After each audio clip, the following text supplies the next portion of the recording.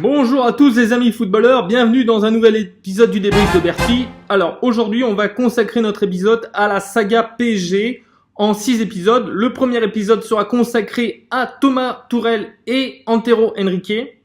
Un conflit qui dure depuis quelques mois maintenant.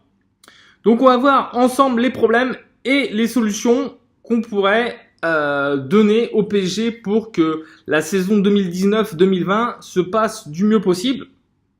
Alors comme vous le savez, l'atmosphère est très très tendue entre Thomas Tuchel et Antero Henrique. Dû à quoi? Dû au recrutement de joueurs, un manque de profondeur de banc, un manque d'effectifs et le mauvais choix de joueurs. Donc dans un premier temps, on va voir un petit peu les problèmes qu'il y a eu. Bon, Antero Henrique, ça fait maintenant un peu plus de 2 ans qu'il est au sein de la maison PSG et il s'avère que à son actif, il n'a pas fait venir beaucoup de joueurs. Il a fait venir Lassana Diarra qui était plutôt un flop plutôt qu'un top. Il a fait venir Yuri Bernic de la Real Sociedad qui est parti depuis à l'Atleti Bilbao. Et bon, durant son mandat, si je peux dire, il y a eu l'arrivée de Neymar et Mbappé, mais pour moi, on peut pas accorder ces arrivées au fait que Henrique soit là. Donc, ce qu'on peut accorder en revanche à Henrique, c'est le fait qu'il vende bien les joueurs. On va prendre l'image de Yuri Bernic, justement, qui a été vendu 25 millions, donc alors, il me semble qu'il a été recruté autour de 8 millions d'euros, donc il y a eu une plus-value importante. Il a su recruter Lassana Diarra qui était en fin de contrat, qui n'a rien coûté. Mais en 2 ans, ça fait quand même pas lourd. Donc, depuis le départ de Thiago Motta en numéro 6, ce qui était le PSG aurait dû recruter un numéro 6, chose qu'il n'a pas fait depuis 2 ans. Et ça, c'était la priorité du PSG. Et à l'heure actuelle, le PSG est toujours à la recherche d'un numéro 6. Donc voilà. Donc ce qu'on peut accorder comme crédit à Henrique, c'est le fait que ils vendent bien les joueurs. Par contre, niveau recrutement, ça pêche énormément. Donc, qu'est-ce qu'on va pouvoir dire là-dessus? On va pouvoir parler un petit peu des choses qui ne vont pas, notamment au niveau des gardiens. Donc déjà, il y a un problème au niveau des gardiens de but. On va le voir récemment dans ses déclarations. Thomas Tuchel a dit qu'il voulait instaurer non plus un numéro 1 et alternance avec un autre gardien, mais un numéro 1 gardien fixe et s'y tenir pendant toute la saison. Or, ce qui se passe à l'heure actuelle, c'est qu'on parle de prolonger Gianluigi Buffon. Alors Gianluigi Buffon, c'est un très bon gardien, mais il y a un manque de communication, il y a un manque de cohésion.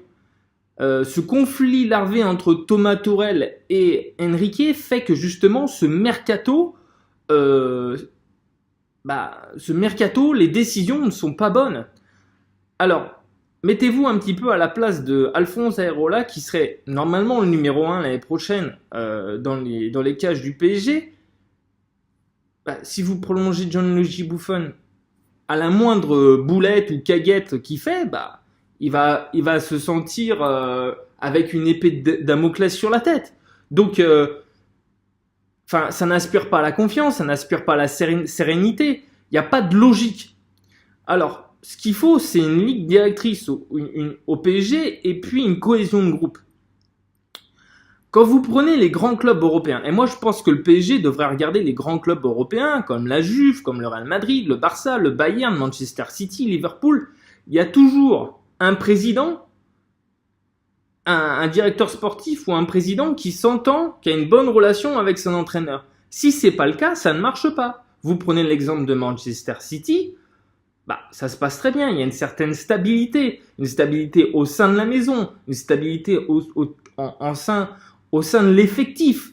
Et vous prenez ces grands clubs européens, ceux qui marchent le mieux, ce sont des clubs qui gardent cette stabilité. On va revenir sur les... Ça sert à rien de changer d'entraîneur tous les 2 ans. Pour moi, Thomas Tuchel est l'homme de la situation et pour moi le meilleur entraîneur du PSG depuis ces 10 dernières années. Et on peut regarder les entraîneurs qu'il y a eu au PSG, ce sont tous des très bons entraîneurs. Vous prenez Carlo Ancelotti, vous prenez Laurent Blanc, Unai Emery, ils ont tous réussi après. Vous prenez Carlo Ancelotti par exemple, il a été licencié du PSG alors qu'il avait moins de moyens que maintenant, il n'avait pas des joueurs comme Mbappé ou Neymar, et il a mieux réussi, pour l'instant. Donc, le problème du PSG, c'est que il ne voit pas le PSG comme une entreprise. Et le problème aussi, également, c'est Nasser El-Khadafi. Pourquoi ? Parce qu'il ne fait pas son travail. Le président décide, il choisit un directeur sportif qui doit recruter des joueurs pour l'entraîneur. L'entraîneur fait appel à des joueurs et ces joueurs jouent et se battent pour leur place. Donc, il n'y a pas de ligne directrice, il n'y a pas de cohésion de groupe. Il faut que le PSG soit géré comme une entreprise. Et il y a un club qui le fait très bien en France, c'est l'Olympique Lyonnais. Alors je ferai un débrief là-dessus sur l'Olympique Lyonnais. On aime ou on n'aime pas Jean-Michel Aulas, mais il faut savoir vendre les joueurs au bon moment, recruter les bons joueurs au bon poste avec le bon timing. Ça fait 2 ans que le PSG cherche un numéro 6. Ils ont loupé, je vais prendre un exemple, ils ont loupé Fabinho. Alors Fabinho, quand il est parti de Monaco pour aller à Liverpool, bon, c'était pas forcément accessible. Mais la deuxième année, quand il ne jouait pas à Liverpool, il y avait une opportunité à saisir. Et quand je vois que le PSG a mis 47 millions sur Paredes, Leandro Paredes, c'est pas un numéro 6. C'est pas un numéro 6, Paredes. C'est un ancien numéro 10 de la Roma qui est parti au Zénith, qui a été reculé milieu relayeur, mais c'est en aucun cas un numéro 6. Qu'est-ce que vous faites ? Enfin, expliquez-moi. Enfin, ça a pas de sens. Hein, vous mettez 47 millions sur Paredes, alors que vous pouviez avoir Fabinho l'année d'avant pour moins cher. Bah, je sais pas, les gars, enfin, réveillez-vous, quoi. Donc, ça, c'est un problème. Le deuxième problème qu'il y a, on va prendre un autre exemple, hein, c'est le cas Rabiot. Alors le cas Rabiot, on peut en penser ce qu'on veut, hein, c'est un garçon arrogant, un peu hautain, mais si ça avait été mieux géré, à qui la faute ? Ben, la faute, elle en vient entièrement à Enrique. Pourquoi ? Pas de communication, manque d'anticipation, mauvais timing. Au lieu d'aller donner des rallonges à Dani Alves, Thiago Silva et compagnie, enfin, il fallait le prolonger, fallait lui donner un peu de caillasse, un peu de monnaie, puis le gars il prolonge. Fin de l'histoire. Et au moins bon, c'est pas un numéro 6 Rabiot, mais au moins vous renforcez votre milieu de terrain. Et vous allez pas chercher un gars qui coûte 47 millions. Enfin, moi je dis ça, je suis pas supporter du PSG, donc à la limite je m'en fous. Moi je suis supporter de cette équipe-là. Hein, la Roma. Donc, j'essaye de parler objectivement. Il faut que l'entreprise, l'institution PSG soit gérée comme une entreprise. Or, il y a une défaillance à ce niveau-là et ça commence par la tête haute, ça commence par Nasser El-Khadafi. Donc, l'émir du Qatar, il faut qu'il se pose les bonnes questions. Quand on se fait éliminer depuis 4 ans en Ligue des Champions, dont 2 fois avec une remontada, il faut se poser les bonnes questions. Est-ce que l'entreprise PSG est bien gérée ? Est-ce que j'ai le bon président ? Est-ce que j'ai le bon directeur sportif ? Voilà. Alors, les solutions. Je vais vous donner les solutions. Les solutions sont simples. Il faut changer de directeur sportif. Alors, changer de directeur sportif pour mettre qui ? Alors, pour moi, déjà, il faudrait donc dégager Enrique, parce qu'il fait pour son travail depuis 2 ans. Et faut mettre un directeur sportif qui a la fibre PSG. 4 exemples. Leonardo, qui était le premier directeur sportif sous l'ère QSI. Rai, vous avez Youri Djorkaeff et vous avez Luis Fernandez. Alors, Youri Djorkaeff dans une moindre mesure, mais des gars qui aiment le PSG. Des gars qui ont ça dans le sang, la fibre PSG. Et là, vous faites avancer les choses. Ces mecs-là, ils vont tout donner pour ce club. Voilà. Donc là, apparemment, Enrique, bon, j'ai lu ça dans les médias, il serait convoqué au Qatar pour un entretien, pour une réunion spéciale. Bah, il est temps, les gars, il est temps de vous réveiller, hein.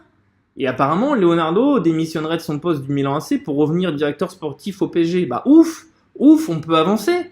Parce que ce conflit concrètement, ça fait quoi? Bah, ça empêche le mercato d'avancer. Et qui en paye les pots cassés? C'est l'institution PSG. C'est l'institution PSG qui ne peut pas avancer.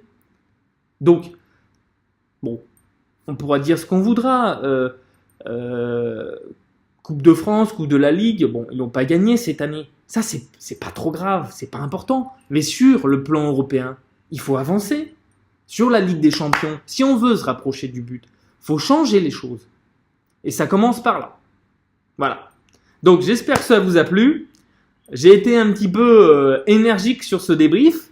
Donc, si vous avez aimé ce débrief, n'hésitez pas à mettre un commentaire, un pouce. Et puis, on se retrouve pour l'épisode 2 de la saga PSG avec la défense. À bientôt les amis. Bye bye.